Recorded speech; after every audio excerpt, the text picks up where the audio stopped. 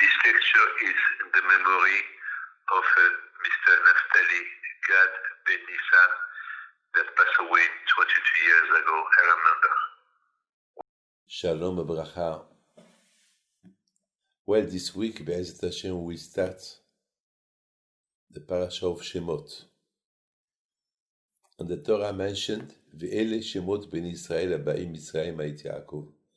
The Torah mentioned, this is the name of the family of Yaakov Abinu that they came to Egypt. And the Torah mentioned again that Yosef and all his brothers passed away. But the question is, why the Torah repeats again? Those are the names of the children of Yaakov. We know them. In the previous Parsha, we saw when Yaakov blessed Reuven, Shimon, Levi, Yehuda, and he had another two tribes, which are Ephraim and Menashe. Now there are 13 tribes. There were only 12 when they came to Egypt, and now there are 13. Because from Yosef, with Yosef there are 12, but with his children, Ephraim and Menashe, instead of Yosef, so you have 13. We know all this. What is repetition? And we know that Yosef passed away, died. The Parsha Vayechi, the Torah said that Yosef, he passed away. And he told his brother, Be'ezat Hashem, when Hashem will deliver you from Egypt, don't take my bones with you. So what it is the reason of this repetition? My friend, in the Parsha of Vayigash, there it said, ואת יהודה שלח לפניו להורות. Yaakov Abinu, before he left the land of Canaan, he sent Yehuda to Egypt first. He told him, please, go to Egypt and help prepare me a place where you will study Torah. He did not wait till he arrived to Egypt and to look for a place, no. Or to ask Yosef for a place, no. He wanted to be sure that when he arrived, there is already a yeshiva there. I will never forget. One day, I was in New York by my Ba'al Bayit, and my Ba'al Bayit, he took me to see his Rebbe, the Bob of Rebbe. It was about 25 years ago, maybe, or something like that. Maybe, yes, 25 years ago. And after 1 week that I was in Brooklyn, I was receiving a lot of Hasidim, a lot. Most of the Hasidim, they were Bob of Hasidim, all kinds of Hasidim in Brooklyn. And then they made me an appointment with the Bob of Rebbe, Alav Shalom, the Admor Rabbi Shlomo, Alav Shalom. He was the grandson of the Admor Mitzat Rabbi Chaim Alav Shalom. So, you know, I will never, that shocked me, I will never forget what he told me. He told me, you know, my father, the Alav Shalom, the Admor of Bobo, Ben Zion, Alav Shalom, he said he was killed by the Nazi. And a lot of Hasidim, they were killed in Germany, in Poland, by the Nazi. And Baruch Hashem, we remained alive, and we came here. And Baruch Hashem, we build up our Hasidut of Bobov, Baruch Hashem. So he told me, Baruch Hashem, now you have a Ba'al Bayit, one of my Hasidim, he take care of you. But you know,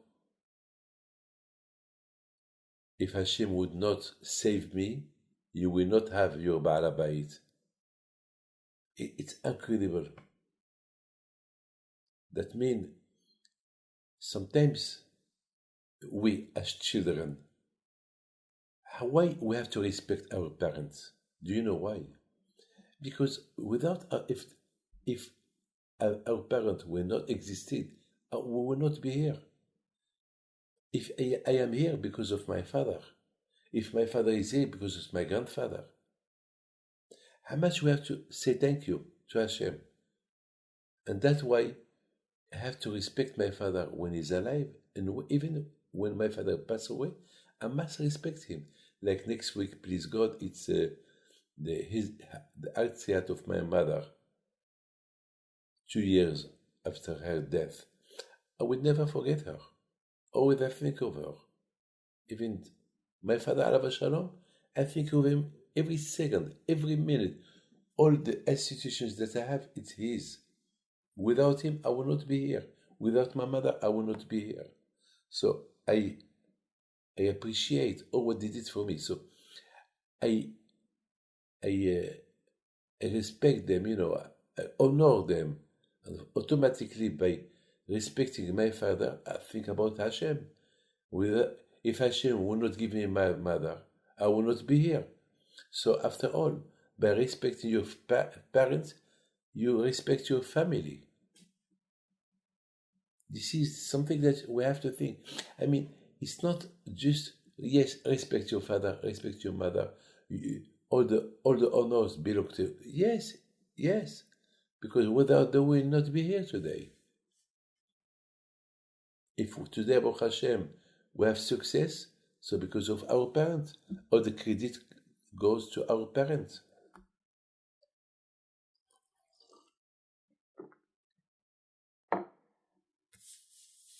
This shiur is for Nishmat Rachel Bat Moshe from Costa Rica. May Hashem, we are in her month, so all the week we see some devoter on her memory by Hashem. So my friend, you understand that there is a beautiful story about Rabbi Tarfon.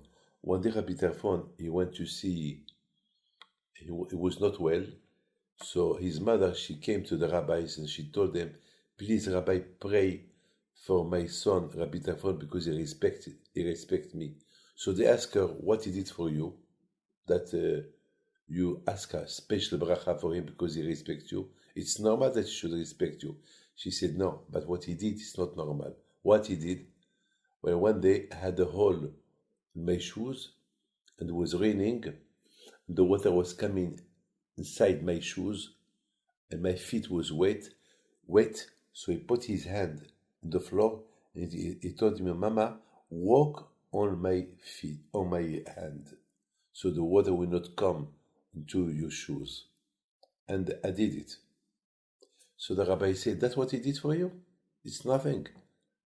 What you did for him, without you, he will not be here today.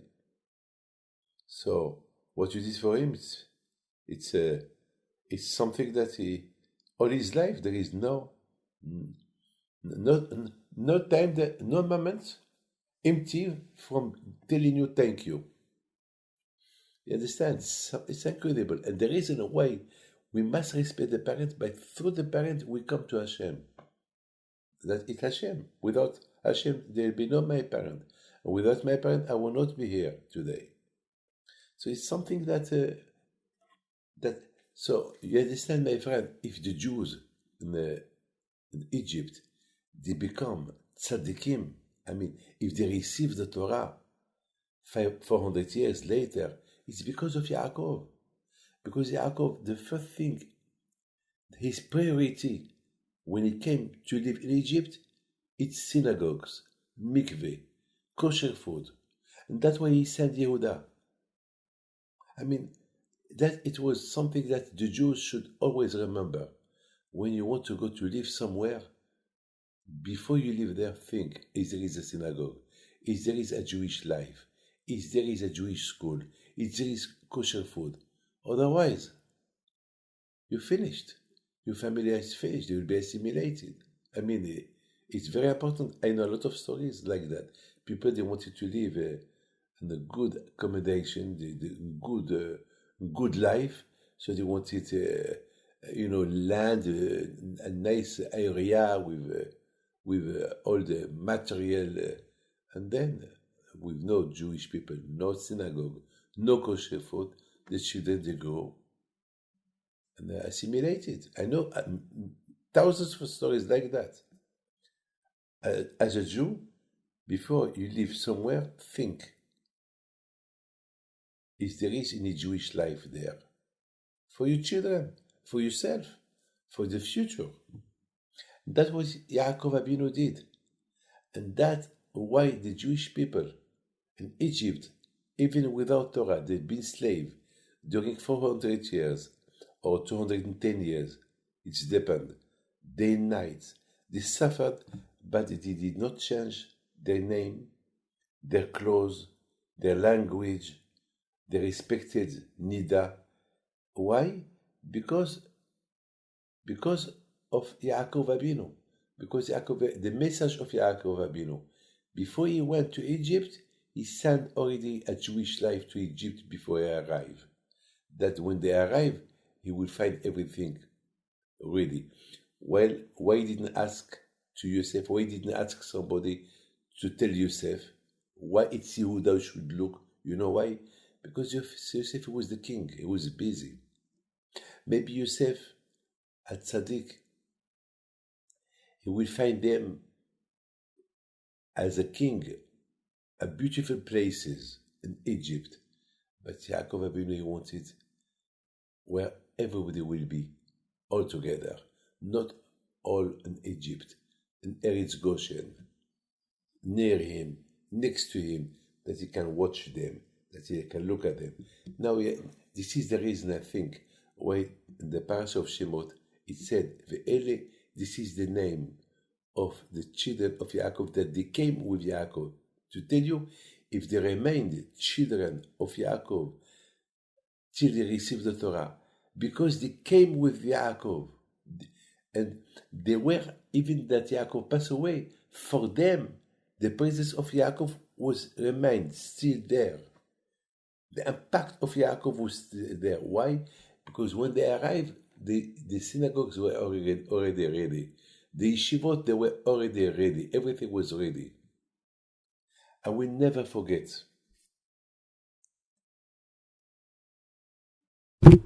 My rabbis in France, in England.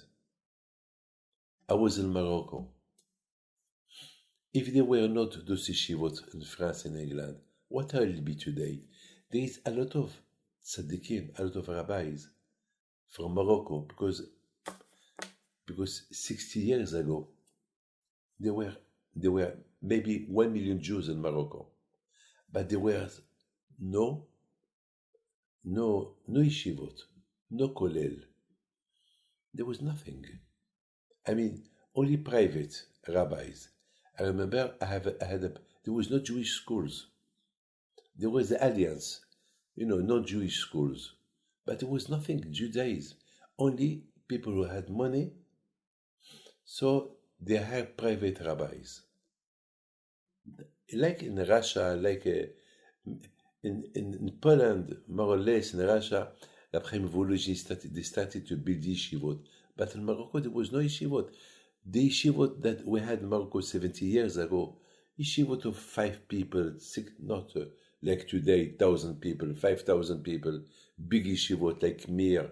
Today, wow, Likud, you have there thousands of students. It's incredible. So you understand, see, and Yaakov Abinu alav shalom, he was worried. Without synagogues, without yeshiva, in Egypt, it's finished. My children, my generation, or my descendants, they'll be assimilated to the Egyptian. When they came to Egypt, there were only 70 people.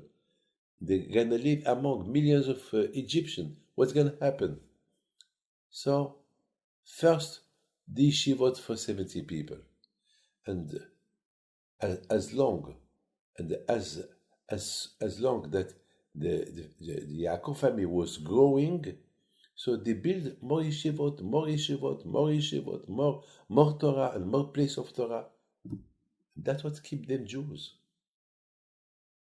That's why the Torah repeat, this is the names of the children of Yaakov.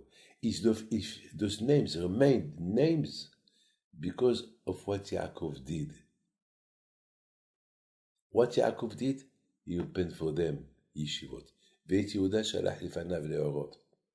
Of course, my friend, you have to know that at this time, there was no seminary for women. There was nothing.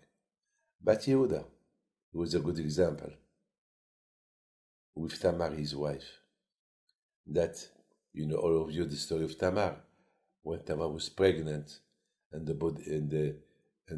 she was, nobody knows that she was pregnant from Yehuda, and they wanted to kill her because they thought that she went out with somebody else. And then she didn't make him shame. She just told him, there was somebody who gave me this. From the one who gave me this, I am pregnant. It was Yehuda. Yehuda said, it's you? You have to know that Yehuda, or what happened, is from Hashem. But to make the story short, Yehuda, everybody was shocked. What, Yehuda? He went with his this woman, and she's pregnant from him? And they were looking at him, and Yehuda said yes. He had, a choice, two options. Who said, it's not for me, so they will kill her, or she will say, it's for me, and he will say her and the two babies that they were there. So Yehuda was a tzaddik, and he admitted. And Hashem will never forget what he did. So Yaakov, he told him, Yehuda, only you and Tamar, from you people will learn how to act, how to behave. From Tamar, she's a tzaddiket, that she didn't want to make you ashamed. So, two good examples for the Jewish to learn.